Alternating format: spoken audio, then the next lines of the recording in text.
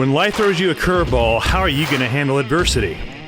Welcome to the Fearless Mindset Podcast, where you're about to go on a journey as I interview security, business, and entertainment leaders on what it takes to stay fearless. I'm your host, Mark Ludlow, and enjoy today's episode.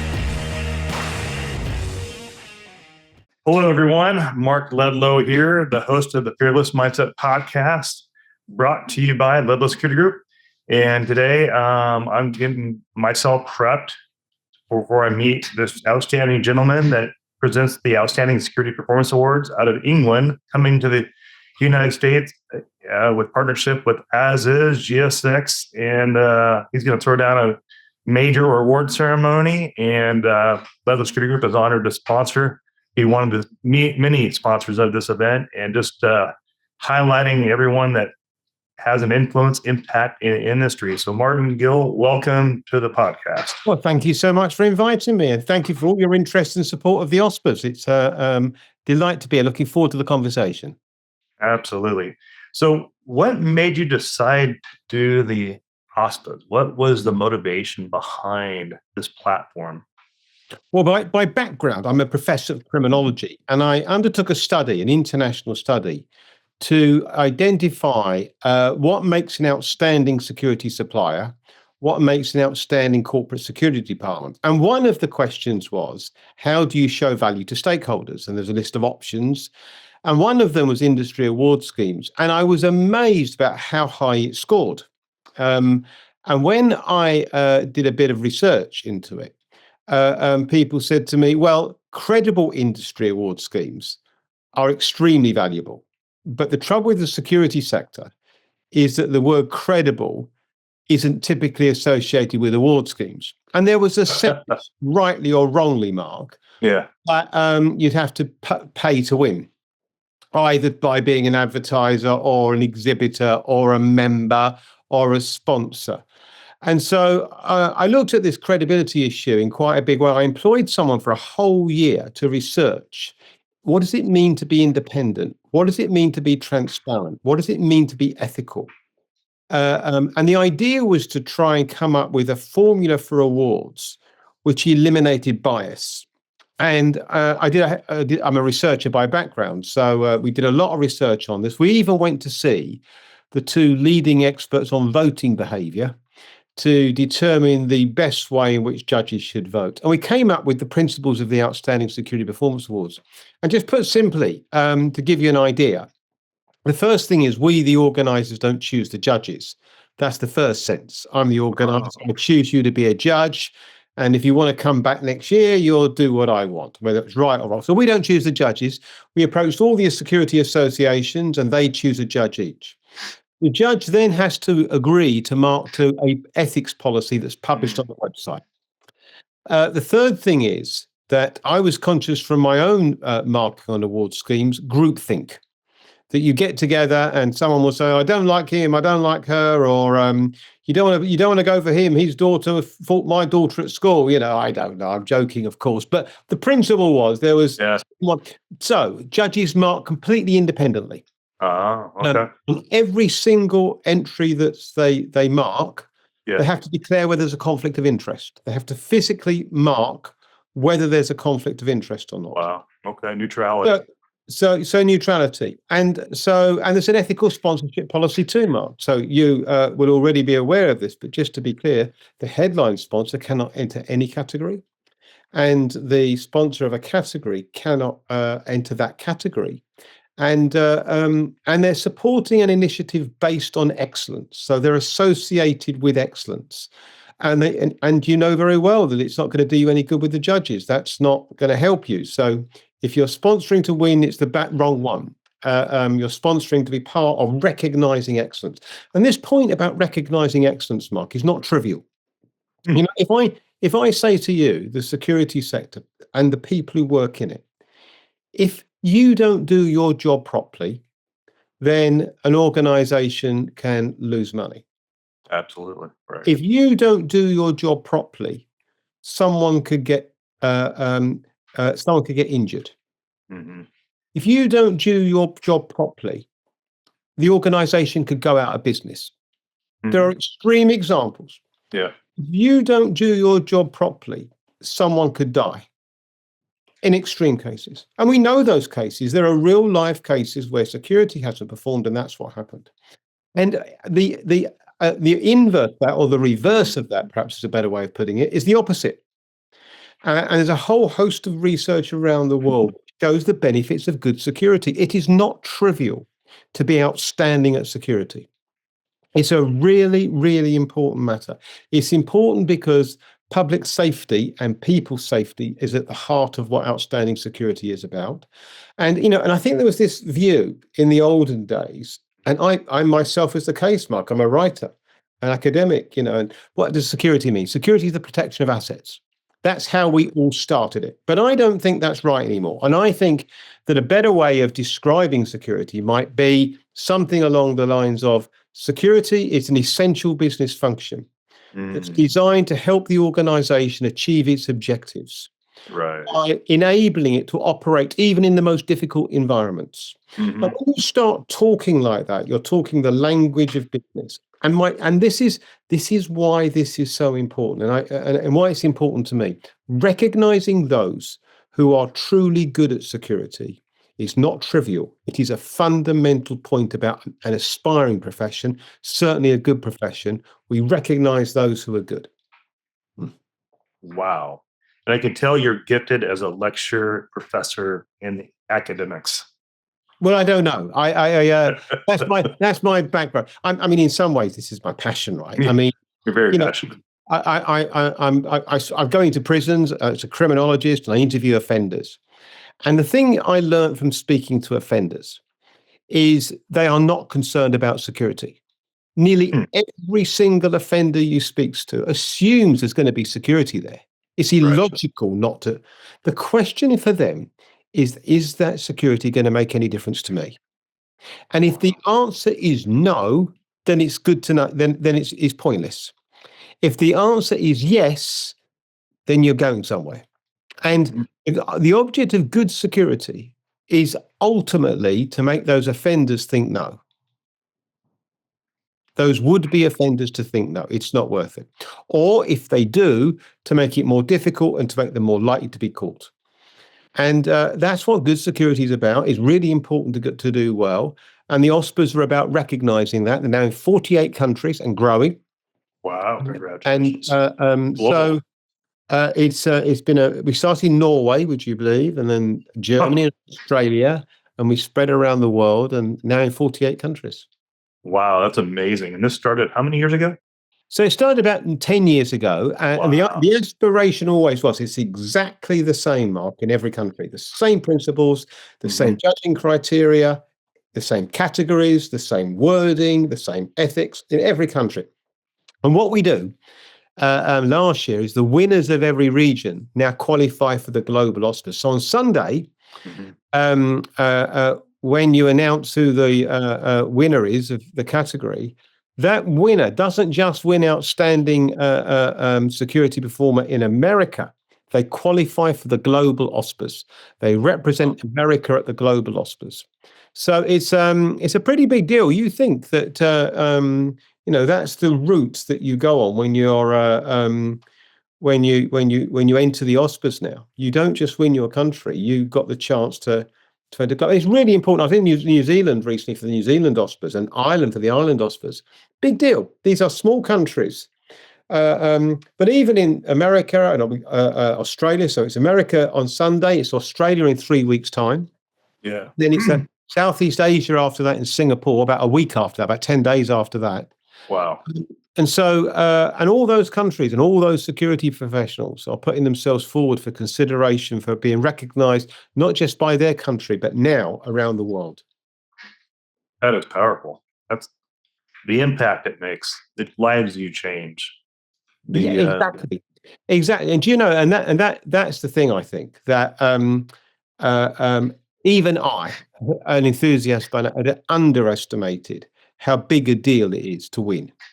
And of course, there's the irony of an award scheme, Mark, because when people pay to go and watch a football match, right, at least half, approximately half, are going to be happy because your team wins, or But an award scheme, only one winner in a category. That's it. There's no, you're a winner or not. There's no midway on it.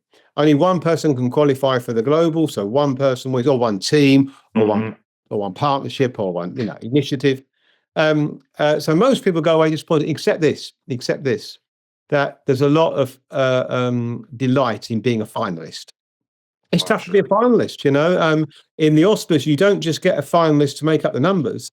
We're quite happy to have 10 finalists in one and 4 in another. If the judges only vote 4 to be high enough, we only put 4 forward. That's it. It's the OSPAs. That's what we do. The standard of excellence is at the highest pinnacle you can get. Wow. That's wild. And I can see everybody trying to get those accolades, It's a big excellence.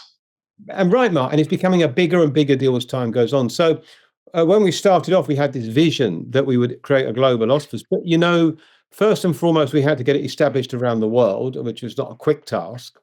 And then we had to make sure there were sufficient countries following the same categories, which we've had to harmonize over time.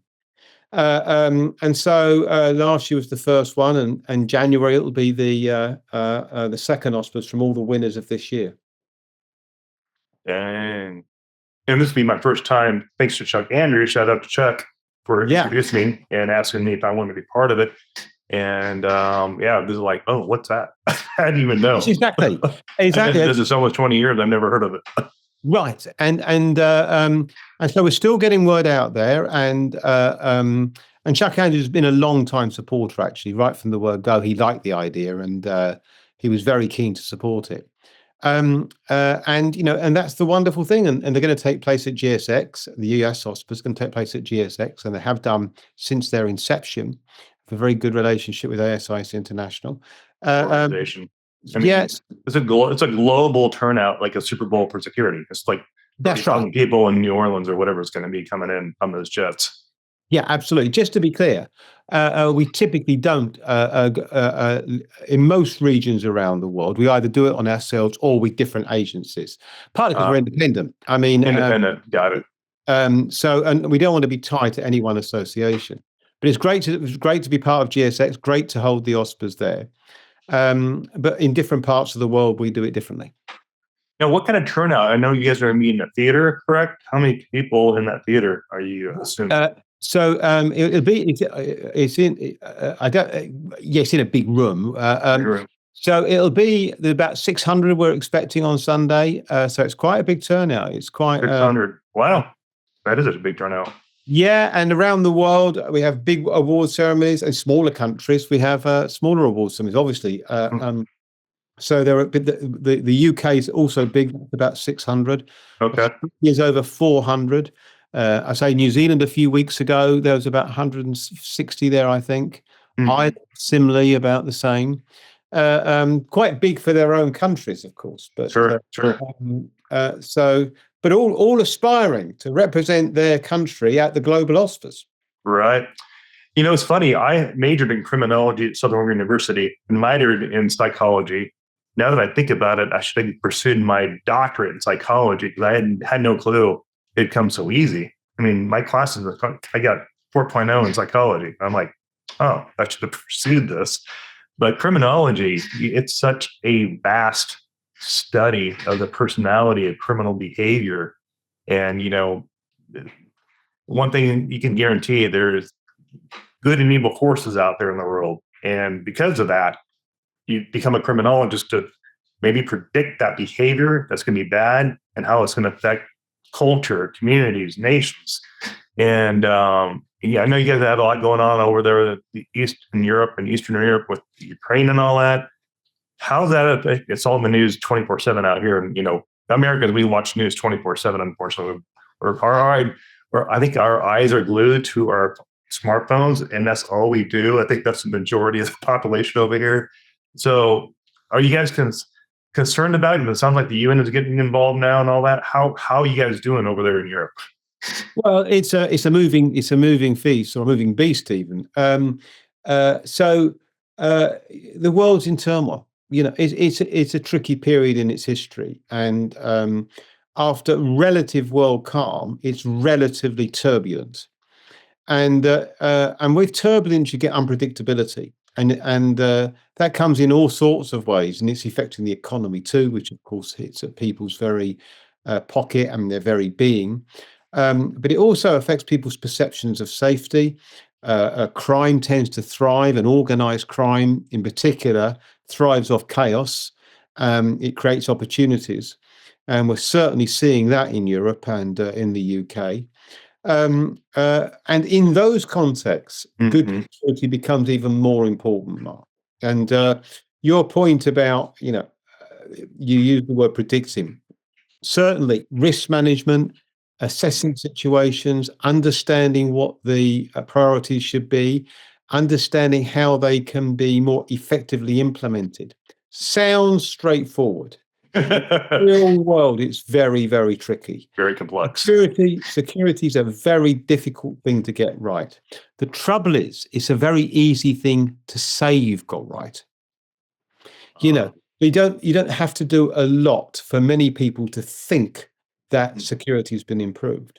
But we now know that talking to offenders on their own cameras and fences and locks and alarms are not in themselves an impediment that can't be matched. They may well be, but it depends on the context. Are they a right fit to the problem? Are they implemented effectively? Are they specified correctly? Are they managed effectively? Is there expert thinking behind the way the measures are combined? All of this will be bread and butter, of course, to your audience. But my point is that it's getting it right is important. It's just easy to say you've got it right. It's easy to convince the groups that aren't informed that it's right. And of course, they don't know until it all goes wrong. Let me ask you this. I'm just my curiosity brain kicking in. I guess we're at war now. We've always been at war. The underground cartel. War on drugs and all that. Now we're hearing that the cartels has a bigger footprint in Europe than we thought. And are you guys starting to see that on the European side where the drugs are running rampant and a lot of human trafficking going on? What do you guys see over there? I think one of the big problems is we're seeing it.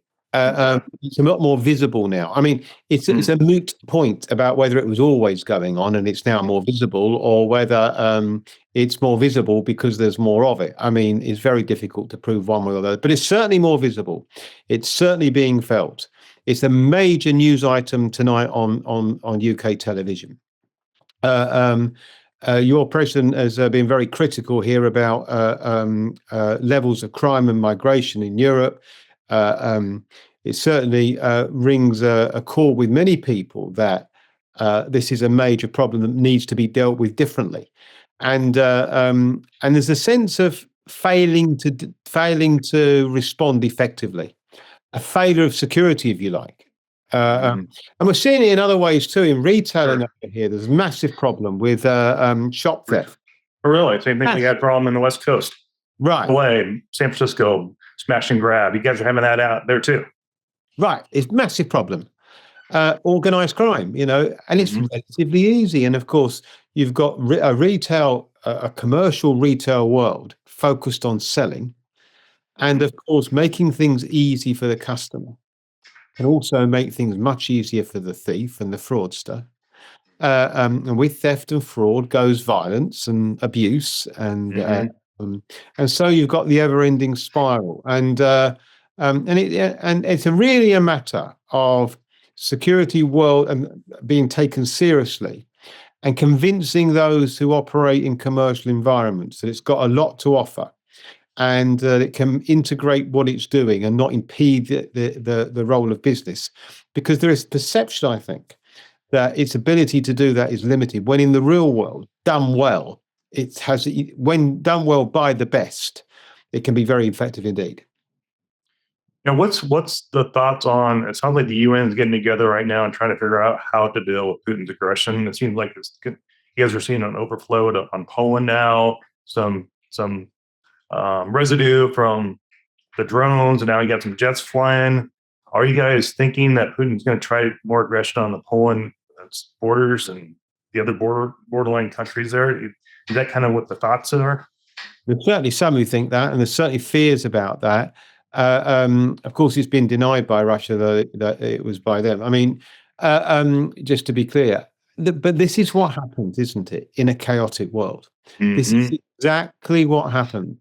And of course, just like political leaders are exploiting this chaos for the nefarious ends, so criminals are too. It's an absolute inevitability. It's what happens. It just leads to more instability, and of course, creating instability can be a ploy of a adversary. Absolutely. It's a clever move in that sense. Almost like a cat and mouse game. It's like it's almost like a diversion, and then the bad people see it, and our adversaries see what he's pulling up. Like, maybe I can pull off something major. And then, but it's a dangerous game, Mark. It's a dangerous game to play, and therein lies the catch. But it's an unstable world. It's a chaotic world, but opportunities for good security. Chaos is business for us, unfortunately. I had a buddy Navy SEAL tell me that, the good thing about our industry, when you have chaos in different countries around the world, it gives you income and employment, unfortunately. Right. That's how it works. Well, it does. And of course, we all know that, after the biggest likelihood of getting an increase in security spend is a crisis. And we're seeing a lot of that right now. We're seeing a lot of it right now. So, and we have the evolution of AI. We don't even know what that's going to create. We have the evolution of crypto. That's going to be a whole new economy that we don't even know about yet. And that's right. I think the FTC is now approving a bunch of I think Ripple there, a few other are about to be approved or something. I've been reading some different threads, but you have crypto, you have AI. There's so many new economies being created as we speak. Yeah, and a good friend of mine, Brian Allen, who you might know, who's an American, and he's very, very close to this area. And of course, when you go to conference talks now about AI and security, it alludes to just what you've said, Mark. This is going to have a big influence. We're not clear what it is yet. It's going to be a game changer. But don't forget, and this is the big message to the world, it will be for offenders too. They are clever. They're clever. They're brilliant. Genius. And the other advantage they've got is they don't need to obey any rules. Don't worry about privacy and don't worry about data protection and just exploit. So they have a strategic advantage here. Yeah, they definitely do. I mean, I can see it happening before it happens. Everybody pushing the unknown, and then the unknown, you have smart people like you get the doctors and stuff, and the academics out there going, okay, and you have the think tanks to get in there and go, how is this cause and effect going to happen? The think tanks get in there, and they influence the agencies, and the agencies get in there, and it's like, okay, how do we combat this issue? And then you got theft of AI, theft of crypto, and the blockchain, whole new world blockchain. It's like, whoa, it's like a new economy, new money. Absolutely, and I think that's the point, isn't it? That there's an opportunity here to rethink things, but offenders are out there. They're plotting already. They're getting ready, and they're already at work, and they'll be ahead of the game. And it becomes an arms race, effectively, between offenders and the security world as to who gets ahead. And just as one gets ahead, the other one steps up. One gets ahead, the other one steps up. Right. Let's dive a little bit into your academia. You're a lecturer, I assume professor at a university there in England. Yeah, so I was a full professor at the University of Leicester, and then I left to set up all this. So I'm a researcher. I have a research company with researchers. We do research on security. We've got a number of big projects on at the moment. And then out of that research project, I started the OSPAs. So it came out of a research project. I still got an honorary chair at the university. And we've got other award schemes that have been spawned based on exactly the same principles. So the economic crime world came to me and said, could you do the same for economic crime? And then we've got workplace violence reduction. We've got entrepreneurialism in security. We've got security and safety is actually. So different types of awards scheme, fire and resilience. We've got different types of award schemes focused on different areas, but by far the biggest is the Outstanding Security Performance Awards, because recognizing excellence is not a trivial matter. It is a big, big deal. It matters a lot, and we need to identify those who are doing a good job and recognize the excellence. It's important we do that because it's part of establishing progression in a profession. And in a way, I think it motivates people for excellence. Right. Yeah, I mean, and that in itself is a big deal, right? That is a massively big deal, Mark. And I'm very grateful for you supporting this, because we need companies to attach themselves to the principle that this matters. And I think, to be honest, award schemes have a jaundiced reputation. And to some extent, they deserve that. I mean, what I would say in their defense is that I don't think other award schemes, none that I know of, pretend to be like us, right? Obviously, if you're a membership organization, a member's got to win. I mean, it's fair enough. If you're an exhibitor company, obviously an exhibitor's got to win. If you're a magazine organizer, obviously a reader or a writer or an advertiser has got to win, because otherwise, what's the point in doing it? Right. So, and the idea of the Oscars was to in no way undermine any of those, but because they're all doing a job, they're recognizing people. It's fine by me, and I applaud them rather than criticize them. Very much so, actually. But we wanted to do something different. So when I go into a country, I write to the leading awards scheme and say, listen, the classic was New Zealand, Mark. So New Zealand have got a big award scheme that's been going on 20 odd years. And I wrote to them and said, a guy called Gary Morris. I wrote to Gary Morris. I said, dear Gary, I know that you've got a big award scheme. Just want to know, I'm from the OSPAs. We're coming to New Zealand, but we're not trying to put you out of business. We're not trying to undermine you. We're just trying to do something different. And he said, dear Martin, we've been expecting you. How can I help? What about that? What about that? I don't always get that reaction, Mark, mind you, but I did there. Well, your reputation superseded yourself. Well, it was good, yeah, right. And I guess people know what we're about here, but we're not. But the point is, our view is membership awards and exhibit awards. They've all got their place. They're all valuable. We're not trying to undermine that. We're just trying to do something completely different. And a lot of these award schemes now, Mark, are entering their winners into the OSPAs. Oh, wow! Very good. So that's the next step for them. That they've got that route in. Nice. Yeah, you're going to be busy flying in. When you fly in from England to New Orleans straight, or go to New York then through? No, straight. We go straight. So on Friday, I fly to New Orleans, and then I come back arrive back here the following Thursday. The OSPAs on Sunday. If you're going to the US OSPAs and the ASIS Awards are both on Sunday, late Sunday afternoon. So come and get a ticket and come and join us there. And then you've got GSX next week. That's worth a visit. That's a big convention. Absolutely. Our team will be walking the halls at convention and visiting everybody that booth there. And it's going to be, global.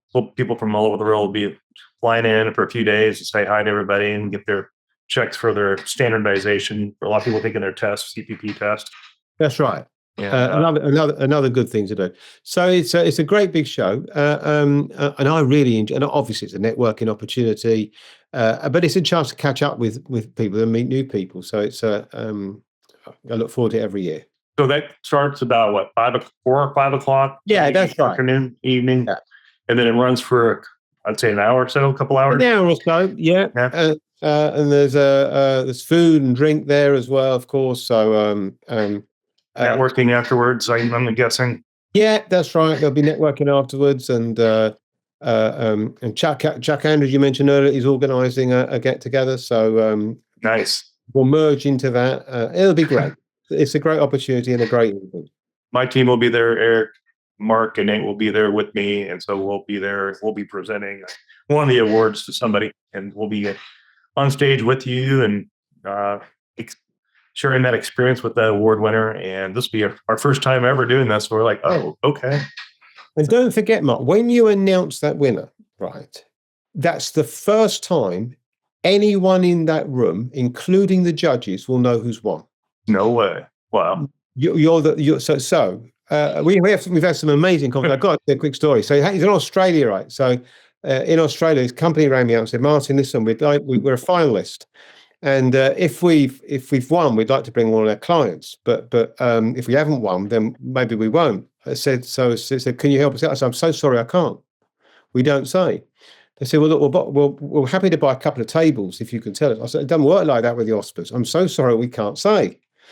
Anyway, they did bring their clients. They didn't win, but they thought it was fantastic. So beautiful. So in the end, it worked. But so not even the judges know. They mark independently. It comes back to us. And so when you make that announcement, that's the first time anyone in that room will know who's won. And those people are traveling a long way to find out. So, Mark, it's going to be fantastic. It's a great opportunity. And don't forget, for that winner, waiting with bated breath there, all those finalists, because for that winner, it is not just they've won the American OSPAs. They are now the American representative at the global OSPAs in January. Oh, wow. That's a big deal.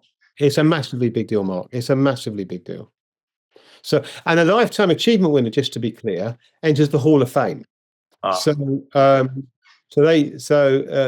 Security Hall of Fame for all the lifetime achievement winners around the world. That's how they get into the Security Hall of Fame. So great accolades, great benefit to people, and a great recognition, I think. Yeah, absolutely. And the relationships created, the trust bonded, the handshakes made, the hugs given, and just cultivating those relationships, creating that trust for future relationships down the road and potential business down the road as well. Yeah, absolutely. I mean, of course, if you win a global OSPA, it's really good for business, because the minute you win America, you're automatically a finalist at the global OSPA. You're on two lists: winner United States and finalist global, and that's a good list to be on in the great scheme of things. So yeah, and it's getting bigger and bigger, of course, because we're already finding our first global OSPAs last year has driven interest locally. We're getting more entries in more countries now. Wow. People are thinking, well, I like the idea of that. Absolutely. That's got a bigger accolade now. Changing the game. Way to go, Martin. Congratulations. Changing the game. But it's important. We're strict about the principles. We hold them dear, we hold them tight. And here's what's happening though. Companies like you and people like you are now associating yourself with excellence. And it's another sign, Mark, of the value put on people who are good at what they do. When all the categories are supported in the American OSPAs, all of them, and it's a matter of the world saying, no, wait a minute, this is a good thing to do. Let's recognise those. Let's be part of it. And I care about that. I care about that a lot, as you can probably tell from my being. But and I love it when people win. The excitement they get is incredible. And it's such a big deal for their morale and their teams and their companies. It's a massively big deal. Morale builder, wealth builder. It just changes the morale, the mentality of what they're working for, and their mission, the value, the culture of the company. Yeah, and it can be really, really instrumental, Mark. It depends obviously on the winner and the company, but for individuals, for companies, for teams, initiatives, partnerships, these can be very powerful. Absolutely. Independent recognition through quite a thorough process. Those referees, those judges mark completely independently. Right. And so there's no group thinking. You've got to convince every judge. The second thing is that any bias is sort of managed by the fact they have to declare a conflict of interest on every single mark sheet. Now, if we find out, and we did recently, someone had done that, we won't have them again as a judge. But that's the point. We'll see. We'll get you, and we want credible. But our judges are our biggest advert. There you go. And see what goes on, Mark, and they tell the world. Perfect. Mark, where can people find you on LinkedIn and the website? So theospas.com, Outstanding Security Performance Awards, theospas.com. So top corner there is the website. On LinkedIn, exactly the same, the OSPAs, and we're across social media. We've got a stand at GSX if you're going to GSX. The awards are on Sunday afternoon, as you say, about 5 o'clock at GSX, so they can meet you and me there, Mark, and be part of this show. Absolutely. I'm looking forward to the big party.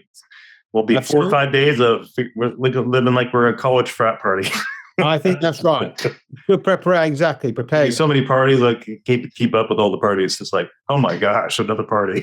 Exactly. And that's why everybody's so exhausted by Wednesday, getting on the jet. They're just passed out in the gate, and they got their headphones on. They're just waiting to go home after 3 days. You're not 20 years old anymore. You're like 50, we're in the mid 50s, something a little bit older than that. And it catches up to you. It's the advantage of a long flight. At least you get a rest. That's right. Yeah, and for you all following, my team will post this, and we'll tag Gill and his team. And on this, you can follow them pretty easily on LinkedIn. LinkedIn is probably my biggest platform, and then also YouTube as well. And if you're not subscribing to us on YouTube, feel free to do that as well. And look forward to seeing everybody at GSX. I think our team's flying in Friday, and then we got the masquerade gala party on, I think, Saturday. We got your party on Sunday. A little break, and we'll have a couple private events we got to attend to, but it's going to be nonstop craziness and everybody seeing each other and try to beat everybody at 30,000 people. Good luck with that. But thanks for coming on the show. And any parting words, Gill? Only to say thank you very much for inviting me. Thank you for your support and being a part of it. And I look forward to meeting you at GSX and look forward to a longer association, Mark. Absolutely. We look forward to it too. And this podcast brought to you by Leadless Security Group. And you can find us on all the podcast platforms under the Fearless Mindset. And give us a comment and 5-star rating. That helps with algorithms. And again, make a comment on YouTube as well. That helps out as well. And thanks again for tuning in. And we'll see you on the episode. And we'll have this published probably Thursday, Friday before it all launches. I'm going to get on my team to get this turned around really quick. Thanks for tuning in, everybody. We'll see you soon.